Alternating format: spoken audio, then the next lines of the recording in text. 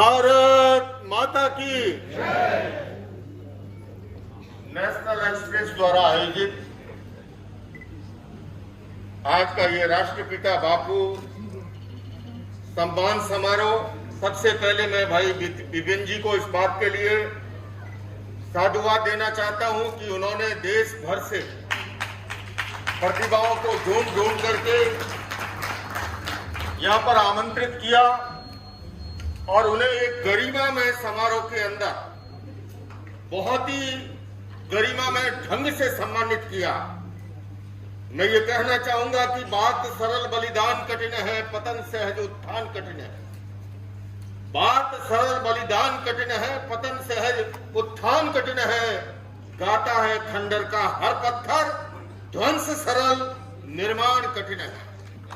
जो लोग समाज के निर्माण में लगे हैं, उत्थान में लगे हैं, उन सभी प्रतिभाओं को यहाँ पर सम्मानित किया गया। ये प्रदर्शन नहीं, ये एक अपने आप में दर्शन है। उससे कार्य करने वालों का और उत्साह वर्धन होता है और अधिक कार्य करने की प्रेरणा मिलती है, और जो नहीं कर रहे हैं उन्हें भी उस दिशा में अग्रसर होने के लिए अवसर मिलता है। मैं इतना ही कहना चाहूंगा इन प्रतिभाओं के लिए, चाहे वे पालीवाल जी हो, चाहे हमारे बीकानेर वाला परिवार हो, चाहे हमारे भाई गरज जी हो और चाहे भाई मनेंद्र जैन जी हो, मैं इन सब के लिए कहना चाहता हूं कि इन्होंने समाज सेवा के इतने विशिष्ट कार्य कैसे किए। बंधुओं और बहनों, हमारे भीतर 3 प्रकार की चेतना है। एक है स्वार्थ की चेतना, दूसरी है परार्थ की चेतना और तीसरी है परमार्थ की चेतना।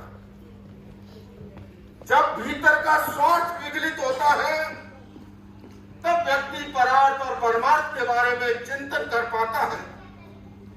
किंतु पालीवाल जी, जब तक स्वार्थ प्रबल होता है, डॉक्टर वैदिक जी यहां पर बैठे हैं, मेरे प्रिय मित्र आचार्य शैलेश जी बैठे, मैं कहना चाहूंगा कि भीतर में अगर स्वार्थ प्रबल हो, पहले तो मैं इन क्लिष्ट शब्दों का सरल अर्थ कर दूं। स्वार्थ का मतलब है मेरा सो मेरा, तेरा सो भी मेरा, यह है स्वार्थ। नॉर्थन जी को बहुत जल्दी समझ में आया क्योंकि कितने सेंटर है, लेकिन जिस तरह से समाज सेवा का काम लाला जी अभी बताया, 103 परिवार के संयुक्त रूप से सदस्य, वो तभी भी संभव है क्योंकि एक दूसरे का अगर स्वार्थ प्रबल हो तो संयुक्त परिवार भी नहीं टिकता। दूसरा है परार्थ। परार्थ का मतलब है मेरा सो मेरा और तेरा सो तेरा। किंतु परमार्थ की जो बात है, तेरा सो तेरा, मेरा सो भी तेरा, ये सारी प्रतिभाओं ने इसको जिया है। किंतु वो कब होता है, स्वार्थ अगर भीतर में प्रबल हो।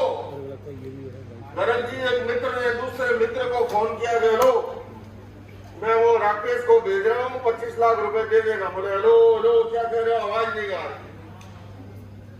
उसने कहा रे मैंने जो 25 लाख रुपए दिए थे लेने में, बोले हेलो हेलो आवाज नहीं आ रही। ये मोबाइल का जमाना नहीं था, बीच में ऑपरेटर था, उसने कहा जी आवाज तो साफ सुनाई दे रही है। वो 25 लाख मांग रहा, बोले तेरे को सुनाई देता है, तू दे दे, मेरे को सुनाई दे रही है। भीतर में जब तक स्वार्थ प्रबल होता है, परार्थ और परमार्थ की बात दिखाई नहीं देती। बंधु और बहनों, हमारी ये महान भारतीय संस्कृति इसने सदैव संतुलन की बात कही। जब हमारे स्वार्थ, परार्थ और परमार्थ के बीच में संतुलन होता है तभी हेल्दी सोसाइटी का निर्माण होता है, स्वस्थ समाज की संरचना होती है। चाहे आप उपनिषद को पढ़िए, पुरुषार्थ चतुष्टय की कल्पना की, अर्थ, काम, धर्म और मोक्ष। धर्म का अर्थ और काम से कोई विरोध नहीं है, किंतु धर्म का यह अवश्य कहना है कि अध्यात्म आधारित जब नींव होती है तो भौतिक विकास भी जीवन में वरदान बनता है, और नहीं तो कभी कभी भौतिक विकास वरदान की बजाय अभिशाप बन जाता है। आप चाहे भगवत गीता को पढ़िए, यत्र योगेश्वर कृष्ण यत्र पार्थो धनुर्धर तत्र श्री विजयो भूति ध्रुवा नीति मतिर्मय।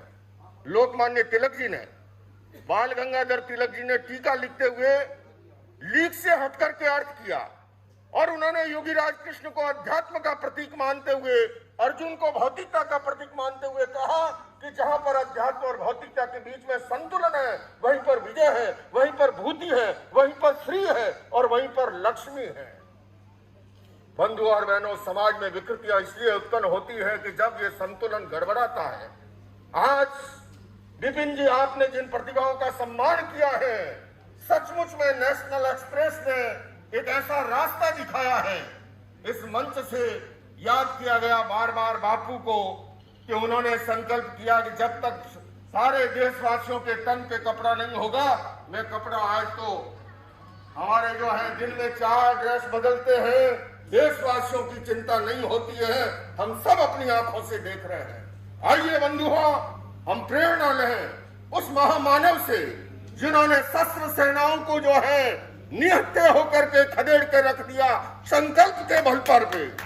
हमारा ये महान भारत देश, बहुलतावादी संस्कृति उसकी खूबी है, अनेकता में एकता उसकी विशेषता है, सर्वधर्म सद्भाव उसका मूल मंत्र है और यही राष्ट्रपिता महात्मा गांधी ने हमें सिखाया था।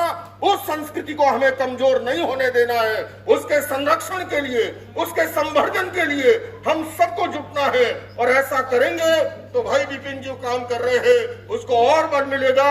मैं बहुत बहुत बधाई देता हूँ, शुभकामनाएं देता हूँ और आप सबका अभिनंदन करता हूँ, ये कहते हुए कि इतिहास कांच के टुकड़ों का नहीं, उज्जवल हीरों का बनता है और इतिहास घास के तिनकों का नहीं, फौलादी तीरों का बनता है। अरे समरांगण में हथियार डालने वालों, इतिहास कायरों का नहीं, ऐसे त्यागी तपस्वी बलिदानी वीरों का बनता है। इन्हीं शब्दों के साथ